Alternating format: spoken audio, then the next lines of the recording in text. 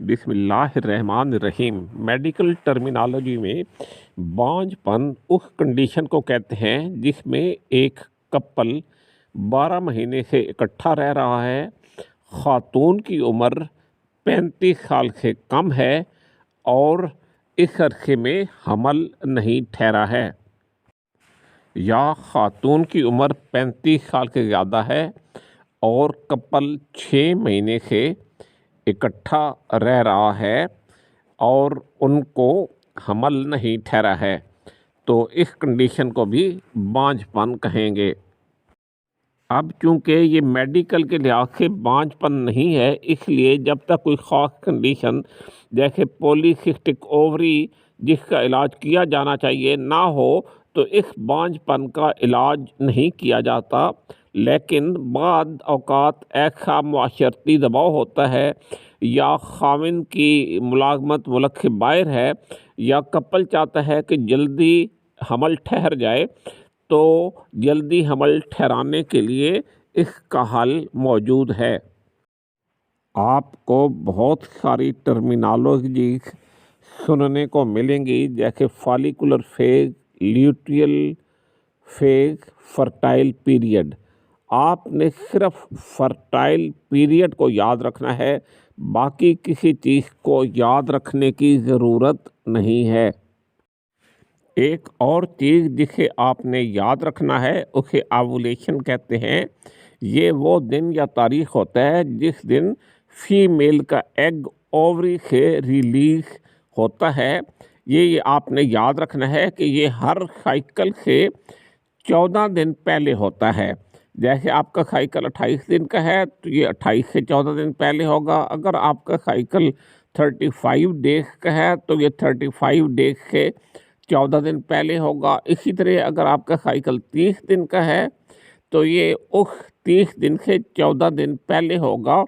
और ओव्यूलेशन की तारीख की मदद से हम फर्टाइल पीरियड या वो वक़्त निकालते हैं जिसमें हम बिस्तरी करने से हमल ठहरने के चांस या इम्कानात ज़्यादा होते हैं। आपने सिर्फ ये याद रखना है कि आपका फर्टाइल पीरियड 6 दिन का होता है।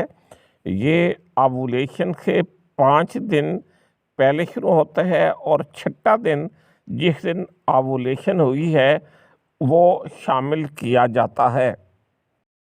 फर्टाइल पीरियड की मुद्दत उम्र के साथ तब्दील नहीं होती, लेकिन ये मुख्तलिफ ख़वातीन में मुख्तलिफ हो सकता है। ओव्यूलेशन से 1 या 2 दिन पहले हम बिस्तरी का होना या ओव्यूलेशन के दिन हम बिस्तरी का होना हमल ठहरने के इम्कानात बढ़ा देता है। ओव्यूलेशन का सही वक़्त जानने के लिए मुख्तलिफ तरीके इस्तेमाल किए जाते हैं, जिनमें मेंस्ट्रुअल कैलेंडर है, बेसल बॉडी टेम्परेचर है, सर्वाइकल म्यूकस चेंजेस हैं, या ल्यूटिनाइजिंग हार्मोन की किट आती है जो घर में इस्तेमाल की जा सकती है। प्लीज़ ये याद रखें कि हमल ठहराने के लिए मियाँ बीवी दोनों का नॉर्मल होना ज़रूरी है।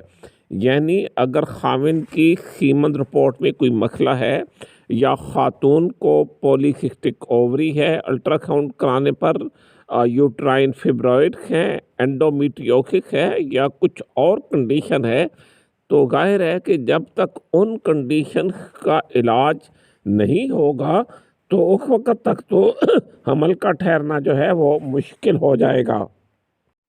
अगर बाकी चीज़ें नॉर्मल हैं, तो आप ये फ़र्क कर लें कि आपका जो ओव्यूलेशन के दिन है वो आपके अगले साइकिल से 14 दिन पहले होगा।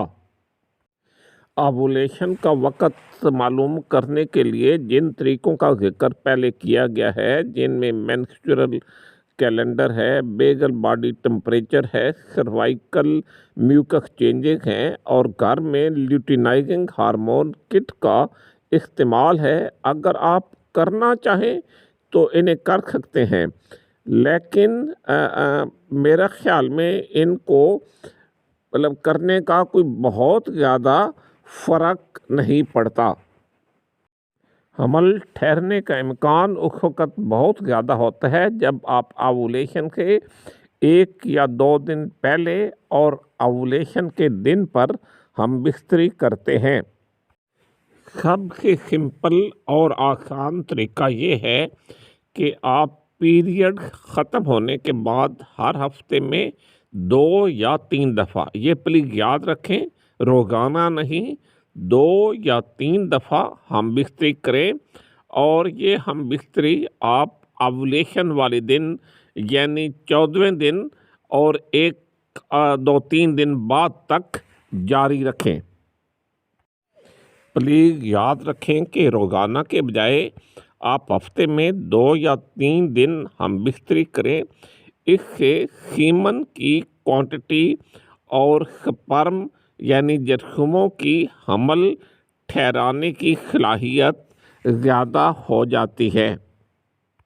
ये एक साइंटिफिक बात है और लेटेस्ट मेडिकल लिटरेचर इसे सपोर्ट करता है।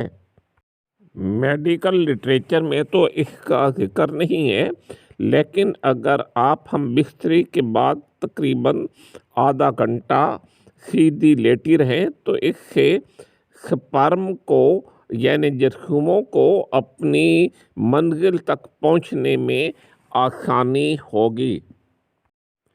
मेरा channel your health Urdu subscribe करें।